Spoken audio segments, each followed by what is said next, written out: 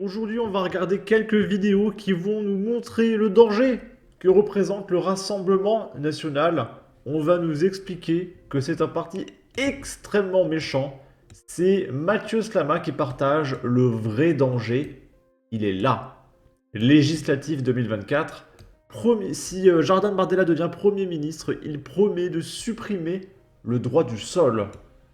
Chose qui n'existe qu'en Europe, hein, les copains. Ferai voter dès les premières semaines de mon action par le Parlement une loi immigration qui aura notamment dans un premier temps vocation à faciliter les expulsions de délinquants, criminels et islamistes étrangers en levant les contraintes administratives qui s'appliquent aujourd'hui. Il y en a plusieurs, on pourra rentrer dans les détails. Et surtout, je supprimerai le droit du sol. C'est un message clair. Je dis avec moi, la France n'aura plus vocation à être un pays d'immigration massive incontrôlée. Nous choisirons de manière minime, mais nous réduirons drastiquement et considérablement le flux. Je ferai voter. Ok. Et ce que je comprends pas, c'est Mathieu Slama qui dit que c'est un danger.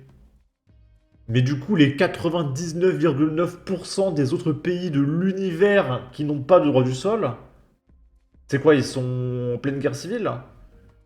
Car apparemment, c'est un danger de retirer le droit du sol, mais il n'y a que en France qu'on a le droit du sol. Et dans quelques pays d'Europe. Donc je comprends pas en quoi c'est un danger.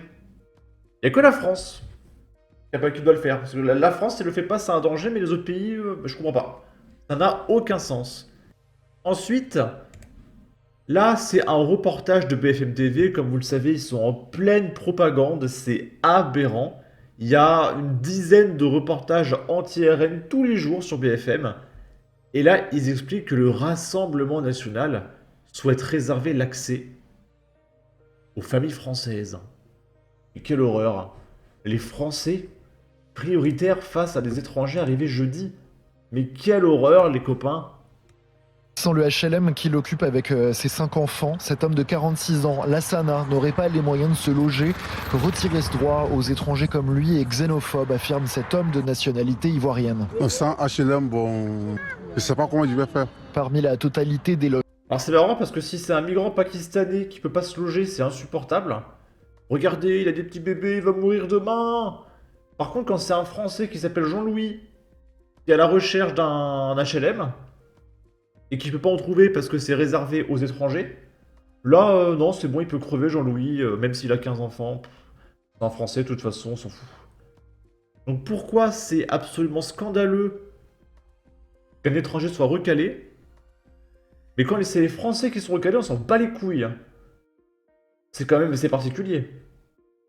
Logements HLM, 10 à 20% sont attribués à des étrangers en situation régulière, comme cette femme congolaise de 61 ans, Fatou Klo, qui rappelle que c'est un droit mérité. Les HLM, c'est fait pour nous les pauvres. Moi, je suis choqué. Pourquoi ils vont les laisser dans la rue alors que ce sont eux qui font tout? Les étrangers, ils n'ont pas honte de travailler, même s'il faut faire la poubelle, et ils les font. Alors face à cette mesure jugée contraire au principe d'égalité, la Fédération nationale des agents immobiliers prend position. Mais en quoi... Mais c'est dingue. Mais en quoi un Français a à être à égalité avec un étranger? Si vous allez au Japon, est-ce que vous pensez que vous allez avoir autant de droits qu'un Japonais pure souche? Non, vous êtes un étranger. Tu n'as pas à avoir les mêmes droits que les habitants du pays qui t'accueille, alors que tu viens d'arriver. Mais n'importe quoi. Le président Loïc Quentin fait savoir qu'ils n'accepteront jamais l'instauration d'une quelconque préférence nationale. La discrimination, pour quelques motifs, ne fait pas partie de nos critères et, je dirais, de notre éthique concernant l'exercice de nos professions. C'est bizarre parce qu'il dit qu'il fera jamais de critères raciaux ou ethniques. Mais pourtant, c'est ce qu'ils font actuellement, parce qu'ils réservent les HLM en priorité aux étrangers, avant les Français. Donc en fait, prioriser les étrangers, c'est ethnique, enfin c'est pas du tout ethnique, mais prioriser les Français, ça c'est ethnique. C'est quand même bizarre. On va regarder les citations de l'article qui sont extrêmement intéressants. En Tunisie, c'est comme ça et c'est normal. Bah, ça alors? Donc les Tunisiens, ils font ça, c'est normal, mais en France, si le Tunisien n'est pas prioritaire, là c'est scandaleux. C'est fou. Cette socialiste Loïc Catin fait de la discrimination en réservant le HLM aux immigrés. Des Français sans diplôme et pauvres doivent d'abord bénéficier du HLM, pas les migrants. D'autant plus que ces mêmes migrants volent le travail des Français en venant ici. Le Front National est tellement vide qu'il propose des mesures qui sont déjà en cours d'application. Bientôt la fin de cette mascarade, je l'espère. Le retour des heures les plus sombres de l'histoire. Les soirs sans lune lors d'une panne d'EDF. F de souche qui m'apprend que ce n'est pas déjà en place. Bah non, c'est pas déjà en place. Mais tout le monde devient français en un claquement de doigts dans ce pays. Chaque jour, un truc intéressant qu'on aurait pu rater dans le programme du RN. MDR, le RN, au lieu de faire monter le niveau de vie des Français, ils veulent les mettre dans les immeubles HLM. Les fachos, vous serez pauvres entre vous. Bordel, ce cauchemar. C'est normal, ça devrait déjà être le cas. Toute ressource publique rare doit être réservée en priorité aux Français. Et en cas de pénurie, et ensuite aux étrangers les plus méritants. Mais il faut déjà durcir les conditions d'accès à la nationalité et mettre fin au droit du sol. Bref, ici, c'est encore BFM TV qui ont accueilli Jordan Bardella et ils ont appelé un auditeur qui va lui demander est-ce que si Jordan Bardella arrive au pouvoir, il va se faire expulser direct alors qu'il travaille, etc. Parce que dans l'inconscient collectif des gens de gauche, si Jordan arrive au pouvoir, il va expulser tout le monde parce que t'es étranger, etc. C'est vraiment ce que pensent les gauchistes, parce qu'ils sont vraiment extrêmement stupides. Et du coup, Jordan Bardella va lui expliquer que non, mais il faut se calmer. On va expulser personne. Bonjour Monsieur Bardella. Bonjour madame. Je me permets de vous appeler parce que j'ai une petite question en fait. Donc comme je disais, donc je suis arrivée en France à l'âge de 5 ans et demi. J'ai une carte de séjour permanente qui est renouvelable tous les 10 ans. Je suis cadre dirigeant dans une association, etc. Et ma question, c'est si vous rejoignez Matignon, que vont devenir les gens comme moi, qui n'ont jamais demandé la naturalisation et qui aiment la France pour ce qu'elle est? Jordan Bardella, vous pouvez lui parler directement à Nadia. Madame, merci pour votre question. Il y a souvent eu des caricatures qui ont été faites sur le projet du Rassemblement National et sur l'attitude ou le comportement qu'un gouvernement Rassemblement National pourrait avoir à l'égard de Français d'origine étrangère ou de nationalité étrangère qui travaillent et qui respectent nos lois, qui payent leurs impôts, qui ne posent de difficultés à personne.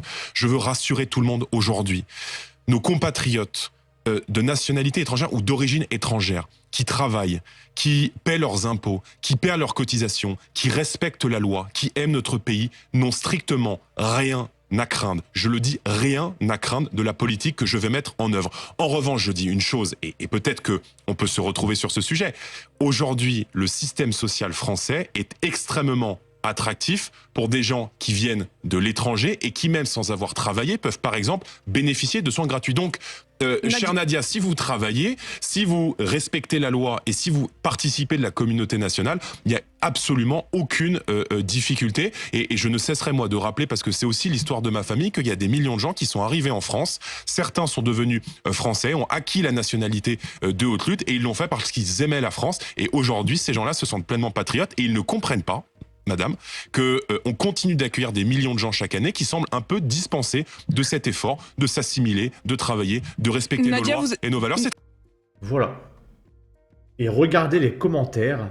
Je rêve où il drague un autre électorat autre que le sien qui est extrêmement méchant, qui souhaite une seule et unique chose, éradiquer toute trace d'étrangers en France.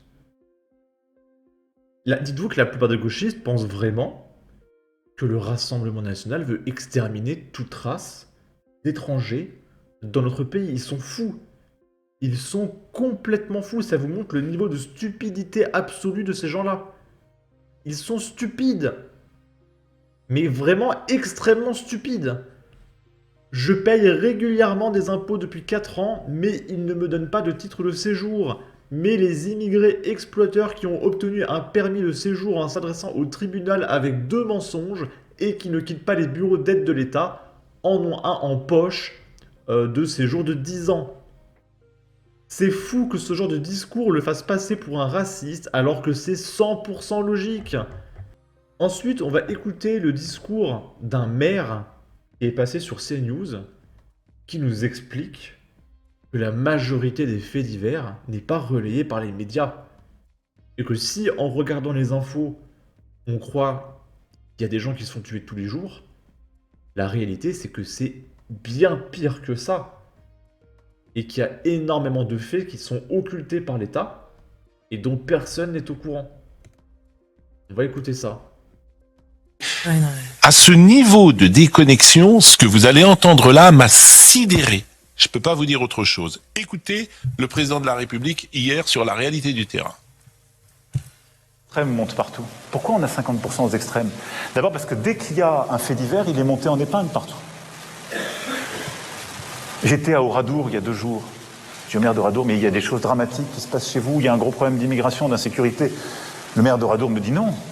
Mais quand les gens sont tous les jours devant la télé ou les réseaux sociaux et voient cette orange mécanique à tous les bords, et ils disent ça va m'arriver. Il y a des faits divers qui sont faits de société. Crépol, c'est pas un fait divers. Voilà. Bien sûr. Crépol, c'est pas. Non, et la majorité des faits divers sont même totalement occultés. Notamment parce qu'il se passe maintenant dans les provinces, dans les petites communes, et que la presse locale a beaucoup de mal à les relayer Bien sûr. pour des raisons idéologiques. Donc Mais les par faits exemple, divers sont occultés. Et voilà, c'est l'exact Moi, j'en ai contraire. tous les jours. Mais- tous les mais jours, dis- mais- comme mais- maire. mais Et pourtant, dans le journal local, ça n'apparaît jamais. Eh ben, Et moi, je vais pas prenez en faire votre la téléphone publicité et permanente. dites-le au président de la République. Bon sang Et de les bois. faits divers Il est que vous avez inaccessible. quotidiennement. Pascal, il est inaccessible. Les faits Quand- divers, quand- vous avez- quand il invite les maires, Monsieur Salbris est invité. quand il invite les maires à l'occasion du dernier congrès des maires à l'Élysée, où il les fait poireauter pendant 3 heures pour leur asséner un discours jacobin acadabrantesque de 20 minutes et ensuite ne pas rester discuter avec eux, c'est bien la preuve qu'il est impossible de discuter avec lui. Il n'entend pas les réalités du terrain. C'est trop facile de sortir l'immigration des territoires qui votent pour et de l'imposer à ceux qui sont contre. Pas plus tard que la semaine dernière. On a eu une dame de 92 ans, 3 jours avant les élections. Et je n'en ai même pas parlé parce que je ne voulais pas influencer. Contrairement à ce que certains suggèrent, on ne fait pas de récupération politique. Une dame de 92 ans qui a été agressée chez elle la nuit, un couteau sous la gorge pour obtenir le code de sa carte bleue et qui s'est fait complètement piller. Ça, ce sont des choses qui sont juste quotidiennes. Juste quotidiennes. Il y a ça tous les Moi, je me suis... Oui, il y a ça toutes les semaines. Moi, je me suis fait épingler parce que je suis Et conseiller quel régional aussi était de le la profil région. de celui J'ai alerté sur l'immigration sauvage qui se déverse dans nos campagnes. On a fait avec Bernard Carillon une tribune Oui, oui. pour dénoncer la répartition des migrants qui crée une insécurité et des faits divers latents dont on ne parle jamais, même dans nos petites communes. J'ai proposé d'ailleurs que ce soit les maires macronistes ou soutiens d'Horizon et de la majorité présidentielle qui prennent les centres de migrants dans leurs communes. Et curieusement, chez moi, dans la région centre, on les colle à ceux qui n'en veulent pas, les maires de droite. Par contre, les maires macronistes ont le droit, aux faveurs du pouvoir de M. Darmanin, de ne pas avoir de cadavre Alors, dans leur monsieur commune. Darmanin, alors ça, Je pense que c'est parce qu'ils ont envie de pourrir tous leurs adversaires politiques. Ils mettent plein de centres de migrants dans les circonscriptions qui ne sont pas à Macron. Comme ça, la ville tombe. Et après, il peut dire, regardez, le RN dirige cette ville et la ville est tombée. C'est à cause du RN. Je pense que c'est pour ça.